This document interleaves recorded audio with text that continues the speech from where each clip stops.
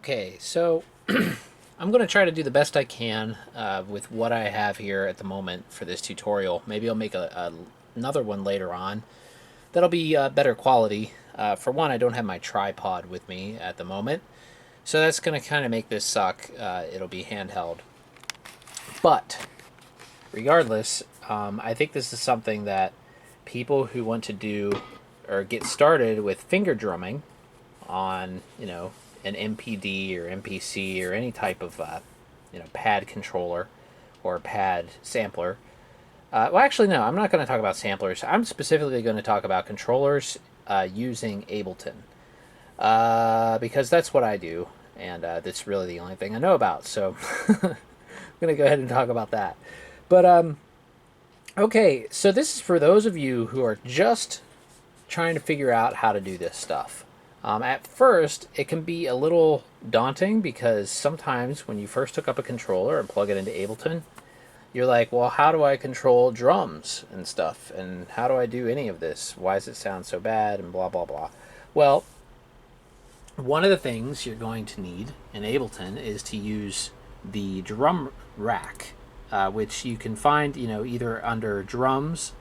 Let me see if you can see this here. On the left, and then you'll have different kits you can choose from. Of course, later on you can do all of your own samples in the drum rack, but for right now, I'm just going to show you one of these preset kits.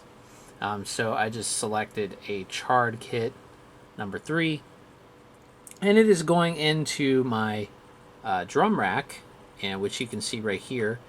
The drum rack is a really cool feature in Ableton. Let me zoom in a little bit.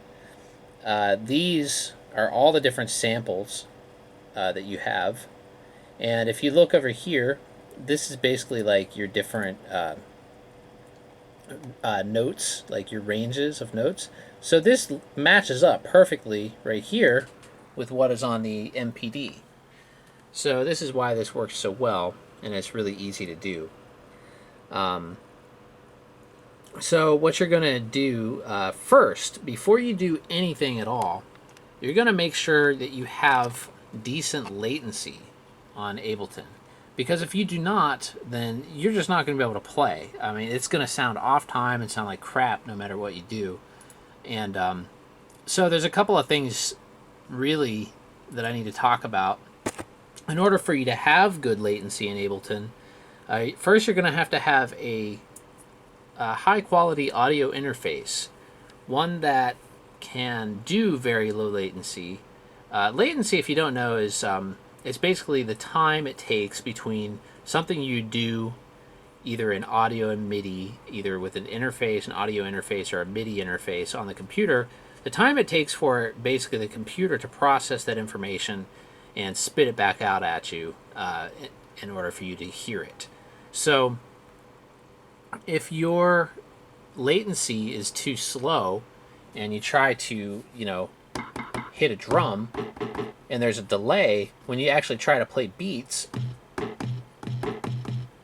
it's going to suck because it won't be on time. It'll be like a delay between the notes you're trying to hit, and it won't sound very good.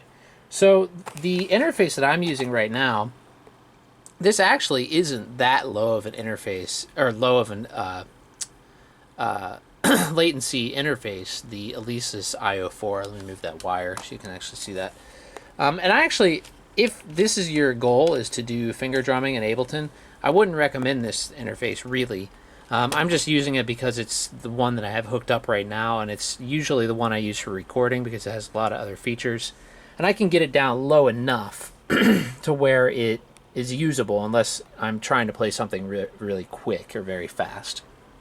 So latency is very important. Now, I'm using Windows on this computer, and Windows, the absolute best driver that you can use for Windows and latency is the ASIO for all driver, and you can download that online. Just search ASIO for all. I'll put a link in the description too.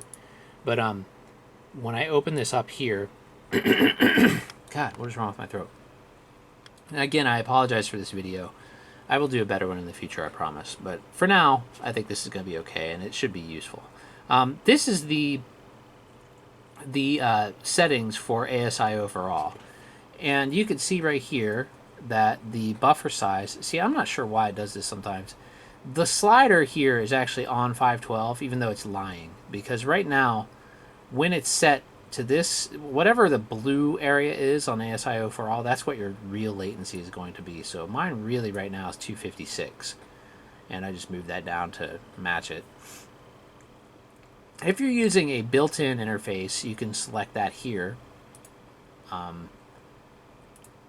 or either one you can select.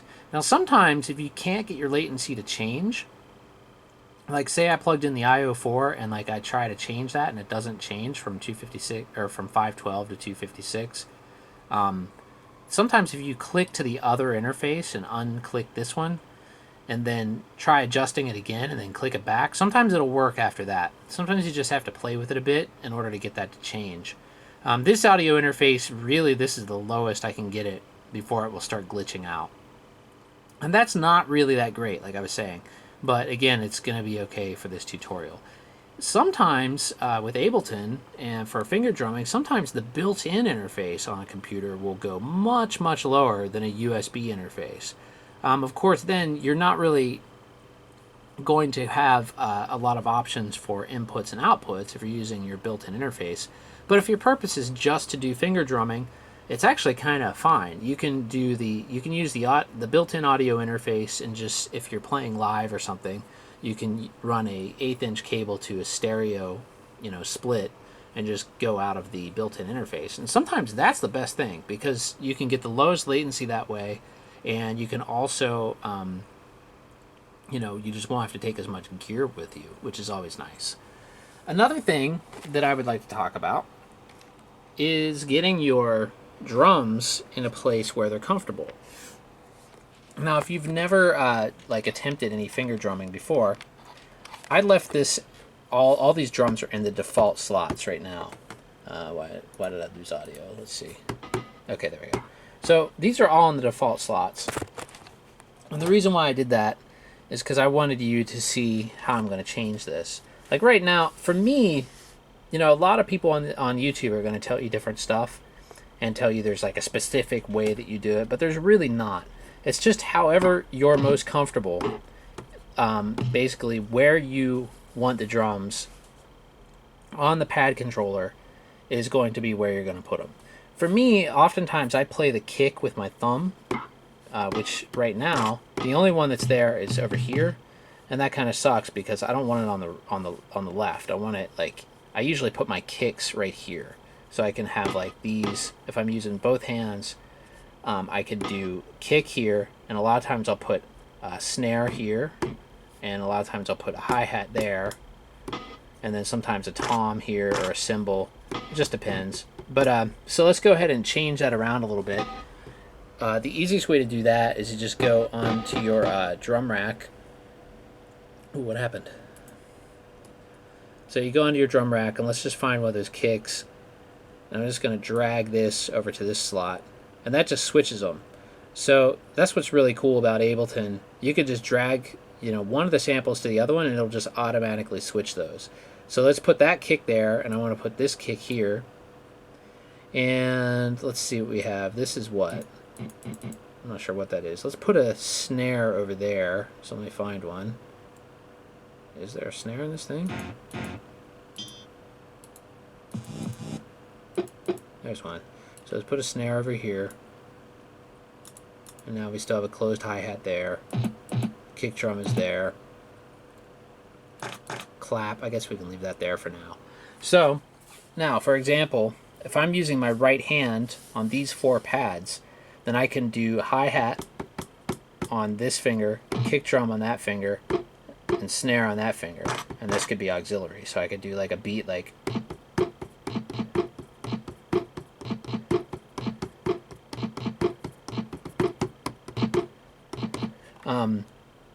that's just an example of a simple beat. I sort of had a little bit of an advantage over a lot of people when they are learning this stuff, is because I was already a drummer. Like, I've played drums for many, many years. And so the beats, I already know a lot of beats. And it was basically just a matter of translating beats that I already knew how to play with all four limbs into using my fingers instead of my limbs. Now, that being said, I highly recommend going on YouTube and watching a few drum tutorials of like actual drumming. Nothing complicated, just check out some basic stuff so you can understand the basics of drumming. Because there are some things to it that were really helpful. Like you'll see some people trying to play pad or finger drumming, and they're all out of whack because they don't have a concept of basic drumming. And that's going to help you a lot. Now this tutorial, I'm not going to give you like lessons on actual beats because it's too hard for me to hold the camera and actually do this, but I just wanted to show you those couple of things. Basically just how to set up your pads, how to be comfortable, and give you some advice in where to get started learning beats. Now I am going to start doing some actual drum tutorials as well, so once I start doing those up, you could use those and cross-reference doing that with pads.